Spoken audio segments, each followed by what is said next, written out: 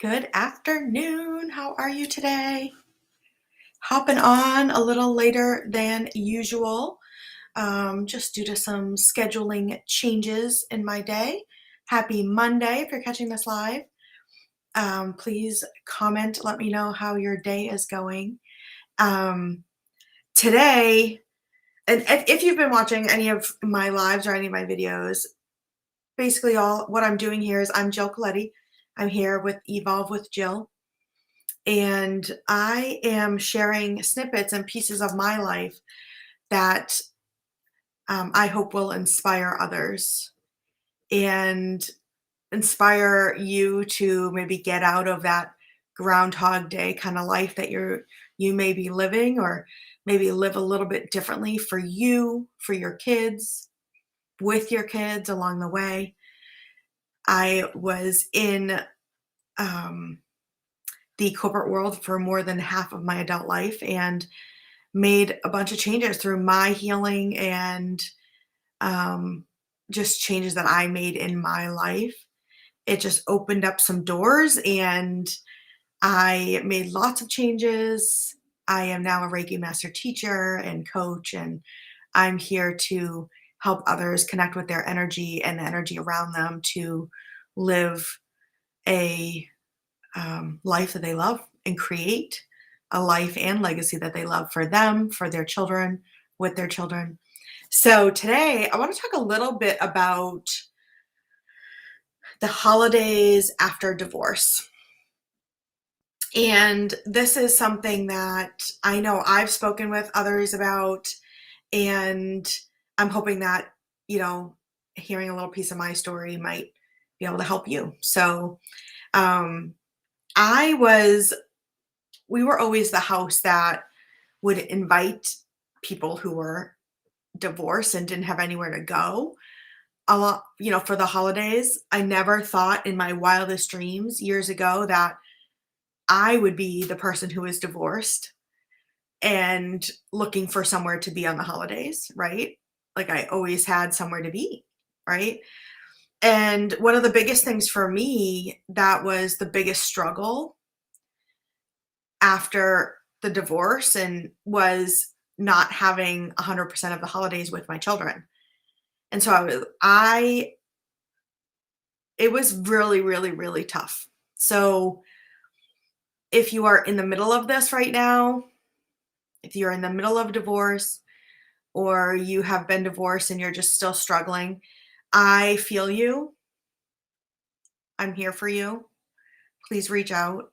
It's really tough when you're used to certain traditions and you're used to certain things that you always do around the holidays, and then have it be completely flipped upside down and now trying to figure out, okay, well, what am I going to do for the holidays? What do I desire to do for the holidays? What's going to lift me up and what's not going to lift me up? What's going to help? What's going to have me feeling bad? Right. And some of the big things, I'll talk about a few of the things to really think about. First of all, the holidays, yes, there are traditions related to it. They are amazing, wonderful days to spend with family, with friends. But one thing to think about is it's only a day or a season. And so if you're struggling with not being able to spend it the way that you used to spend it, this actually gives you an opportunity to think about how you desire to spend this time. Who do you desire to spend this time with?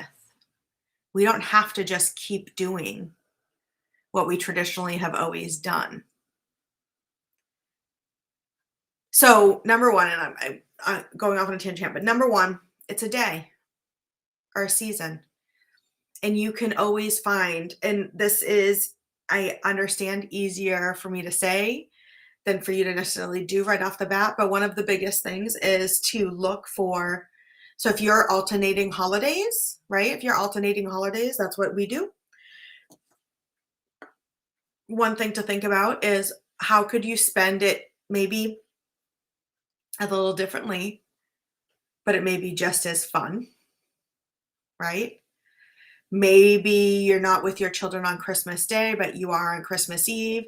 So maybe you just alter your plans on Christmas Eve than what you normally would do, and you kind of just switch it up a little bit. Um, so one is just to have that mind frame that it is a day. It's just a day. It's a traditional, maybe it's very traditional for you, but at the same time, it's just a day and you can do those traditions at another time. So if those traditions are really super, super important to you, find another day that you could maybe do those. Okay. The other piece to that is, have you just been doing these traditional things just because you've always done them? So with all the change you're going through, it might be tough to think about even more change, but at the same time, it's a great time to think about, of what you have always been doing, what truly resonates with you? Do you love to do everything? Or have you just always done it because you just have always done it, right? Another thing to think about, I think, is just don't feel ashamed or guilty or um, like upset that you're upset. It's okay. It's okay to feel the feelings. It's okay to be sad. It's okay to be upset. I couldn't tell you the number of times that I cried the first so many holidays, and sometimes I still do. Sometimes it gets emotional, right? Feel your feelings. They are valid and it is okay. It is more than okay for you to feel the way that you do. So feel those feelings. Don't feel ashamed or, upset or guilty or anything. Feel the feelings because they are yours and they are valid. If you don't feel like going anywhere, if you don't feel like doing anything, that is okay. There are still some holidays that I just prefer to stay home and work because I love what I do. Maybe I'll write, maybe I'll go for a really long walk. Maybe I'll volunteer somewhere and do something different than what I normally do. Because sometimes I don't feel like going over to family's house with all of my nieces and nephews or friends and have them being like, oh, where are Joseph and Ella? And that's okay.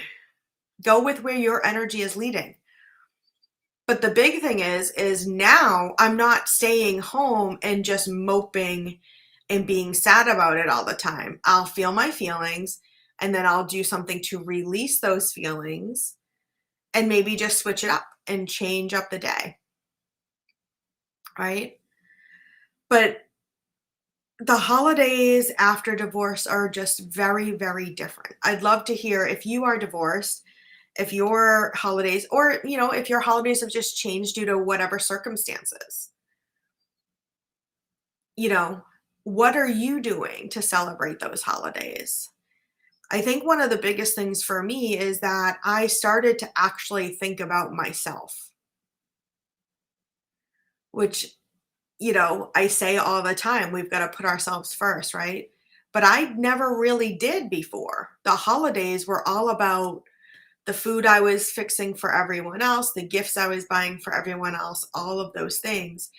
And I was busy, busy, busy, busy doing all the things for everyone else. And one of the biggest changes for me after divorce was more alone time, which I cannot say has always been easy. But with that alone time, I've been able to actually think more about what brings me happiness and joy and peace. What do I desire to do on the holidays? How do I desire to spend them? Who do I desire to spend them with? Right? And the more time I've had thinking about these things, journaling about these things, the more I've gotten to know myself, the more I've gotten to know what I truly, really appreciate about the holidays, what I'm truly grateful for. And I will tell you that the holidays that I do spend with my kids, right, are that much better. They're they're amazing. And we always find ways to celebrate, even if it's not on the actual day, we celebrate another way. So, like the kids' birthdays, I like, we've always historically, they skip school on that day and I take them out for a mom and me day to celebrate.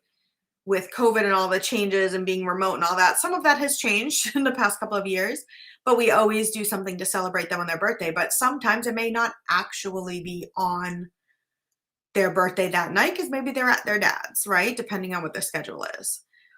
And I think some of the biggest things that have helped me are gratitude. So if I'm having a tough moment, which all of a sudden I'm getting emotional, if I'm having a tough moment and I really wish that I was spending time with them for that holiday, I will sit in gratitude and I will think about what I'm most grateful for in this moment, what I'm most grateful for about the holiday, about for my children. Gratitude has been really huge for me around the changes for me after divorce and specifically around, the holidays too, right? So, gratitude, journaling is super, super helpful as a way to get things out of your body and change, like get out of your body and your mind and just change the energy by journaling. And affirmations. So, affirmations specifically around the holidays, like, I love the time that I spend with my children, on Christmas Eve. And just repeating those things, like the things that, again, we're grateful for, the things that I appreciate, the goodness. And then, of course, I can't not say meditation. Of course, meditation is really super huge too. It just helps to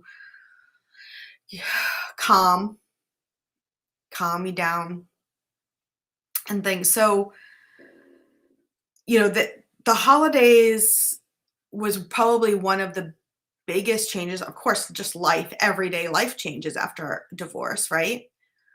Everyday life, and maybe you don't see, like for me, for instance, my kids are with me half the time and with their dad half the time. So everyday life changes, right?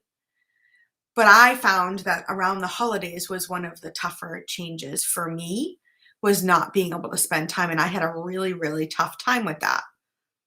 But all I can say for you, if you haven't, is if you haven't done this yet, just sit with it. Maybe think about these tools that I've mentioned: gratitude, affirmations, meditation, and just know again that the holidays are a day. The day that you celebrate it is a day. The meaning of the holiday is not lost. There are still plenty of things that you can do to celebrate in your own way for yourself and your children. And when this happens, when all of these changes are taking place, it is such a really great time for you to think about you. What truly do you enjoy? What brings you joy? What brings you love? What brings you calm? What do you love about the holidays? What does it truly mean to you? Not what traditionally you should be doing, or traditionally what you've always done. Truly, really, what matters most to you? You first, then you bring in the kids, and then you can impact the world on a greater scale. So, little tidbit about just little pieces of the holidays after divorce and some of the things that I have done that have helped me now. And we just spend the holidays differently each year, depending on who we see and what we're doing and all of that jazz. There are certain things that we love to do, and it changes from year to year.